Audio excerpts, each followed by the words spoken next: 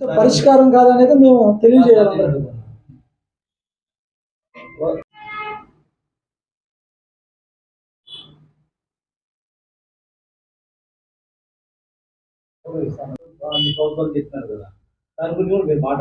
అంటే నేను మొత్తం వివరించాలి, జస్ట్ లైన్ తీసుకుని మీరు అడుగుతారన్నారని జస్ట్ లైన్ తీసుకోవాలని చెప్పా.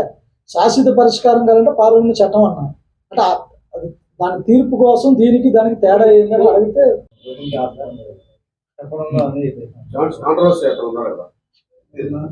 వర్గీకరణ